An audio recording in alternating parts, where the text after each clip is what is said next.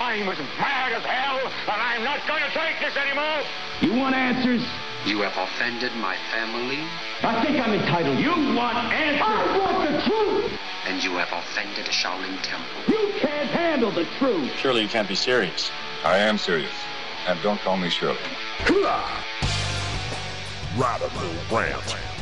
Well, folks, sad day for America. In a case decided yesterday called Kentucky v. King, we've talked to you about it. The United States Supreme Court decided that cops who smell marijuana coming from your home can break down your door and arrest you just as long as they knock first and claim to have heard you destroying evidence. Oh, and they don't need a warrant or any probable cause either. Today in America, police can now randomly patrol neighborhoods and apartment complexes sniffing around for pot. When they smell it, they can knock on your door and then break it down, claiming they heard noises from within. Now, in case anyone missed this part in high school, the Fourth Amendment to the U.S. Constitution plainly states the right of the people to be secure in their persons, houses, papers, and effects against unreasonable searches and seizures shall not be violated, and no warrants shall issue, but upon probable cause, supported by oath or affirmation, and particularly describing the place to be searched and the persons or things to be seized. Now, this was reiterated in the Supreme Court decision in 1980, a case called Payton versus New York. Justice Stevens wrote, quote, "In terms that apply equally to seizures of property and to seizures of persons, the Fourth Amendment has drawn a firm line at the entrance to the house. Absent exigent circumstances, that threshold may not reasonably be crossed without a warrant." But now the smell of a burning flower and the sound of scurrying about are the exigent circumstances needed to reasonably cross that firm line without a warrant. This from the Los Angeles Times. Ruling in Kentucky case Monday, the justices said that officers who smell marijuana and loudly knock on the door may break in if they hear sounds that suggest the residents are scurrying to hide the drugs. Residents who, quote, "attempt to destroy evidence have only themselves to blame when police burst in," end quote, said Justice Samuel Alito Jr., writing for the 8-1 majority. In her lone dissent, Justice Ruth Bader Ginsburg said she feared the ruling gave police an easy way to ignore Fourth Amendment protections against unreasonable searches and seizures. She said the amendment's, quote, "core requirement is that officers have probable cause and a search warrant before they break into a house." Ginsburg asked, quote, "How secure do our homes remain if police, armed with no warrant, can pound on doors at will and forcibly enter?" End quote. The Supreme Court ruled in Kentucky versus King that the officers' conduct was entirely lawful and that they were justified in breaking in to prevent the destruction of evidence. Okay. Note to self and advice to others. When you're smoking pot in your house and the cops come a knocking, be very, very quiet. And I'm only half kidding. Justice Alito wrote in the decision, quote, "When a law enforcement officers who are not armed with a warrant knock on a door, they do no more than any private citizen might do. And whether the person who knocks on the door and requests the opportunity to speak is a police officer or a private citizen, the occupant has no obligation to open the door or to speak. He may decline to listen to the questions at all and may go on his way.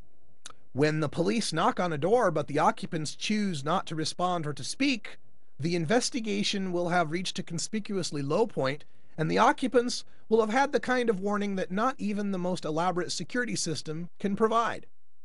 So basically, Justice Alito is reminding you here that if you open the door and talk to the cops or you respond to them in any way, they can break down your door.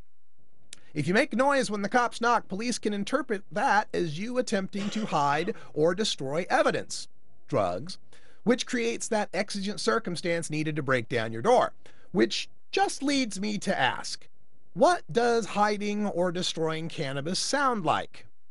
Now, I suppose the obvious sounds of garbage disposals or trash compactors or flushing toilets might be an answer, but in King's case, scurrying was enough.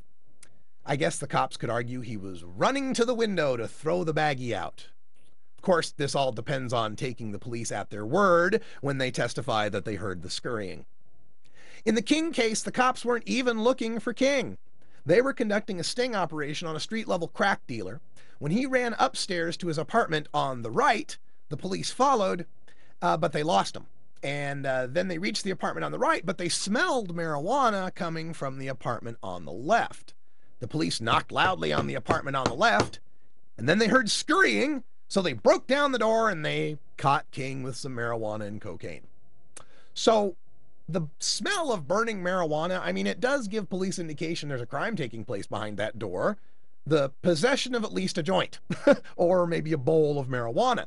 Now, in Kentucky, the first offense for that kind of crime would be a misdemeanor with a maximum of 1 year and a $500 fine.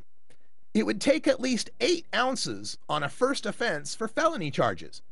So these police, not knowing King or having any probable cause to go after King, essentially beat down his door on the exigent circumstance he may be destroying the evidence of a misdemeanor.